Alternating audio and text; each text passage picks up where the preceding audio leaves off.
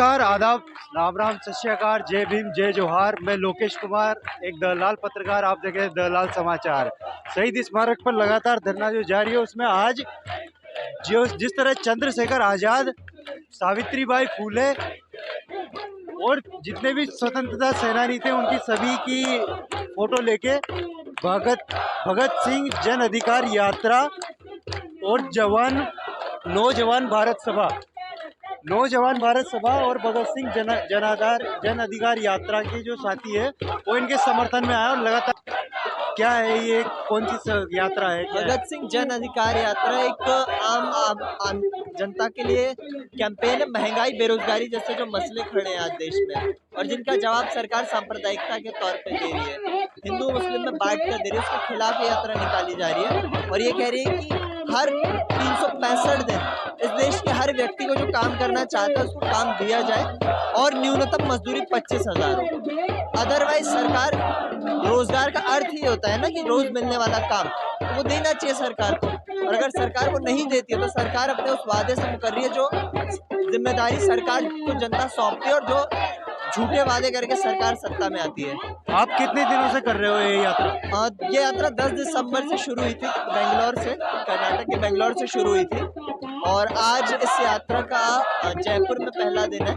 जयपुर में पहला दिन? हाँ, आगे ये दिल्ली तक जाएगी। तो आपको लग रहा है कि जयपुर में जैसे आप एंटर हुए, सबसे पहले बेरोजगारों के पास आए हो? हाँ, हम लोग पहले यहीं आए, और सुबह भी हम लोग कुछ इलाकों में गए थे अभियान चलाते हुए, फिर हम लोग यहाँ लोगों के पास आए, क्योंकि कई दिनों से लोग बैठे हुए परेशान हैं, और सरकार ने बोला था हम नहीं निकालेंगे काम से, तो सरकार ने छुट्टी कर दी। तो गलत है, धोखा है सरासर लोगों को। मतलब केंद्र सरकार अपने वादे और जो काम है उसमें तो दिन रात का अंतर आ रहा है। केंद्र सरकार और राज्य सरकार और दोनों जनता के साथ गद्दारी करते हैं, दोनों झूठे वादे करके आते हैं। 5 साल गहलोत ने राज कर लिया, 5 साल भाजपा राज कर लेगी, 5 साल। एक पर्सनल सवाल पूछना चाह रहा था। जिस तरह संसद में अभी संसद की बरसी थी वो आतंकवादी हमले की, उसी दिन बेरोजगार जवानों ने अंदर में जाके और वो स्प्रे किया कुछ, तो आपकी नज़र में सही था गलत था? देखिए, वो जनता का गुस्सा है, और वो किसी ना किसी रूप में बाहर आएगा।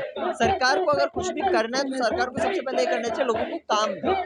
अगर सरकार ये कह दे कि भाई हम सारे देश के 33 करोड़ नौजवानों को 365 दिन रोजगार दे रहे हैं, हम शिक्षा पे बजट 10% कर रहे हैं, कोई गुस्सा नहीं है सरकार से। मैडम, कहाँ से चल के आ रहे हो?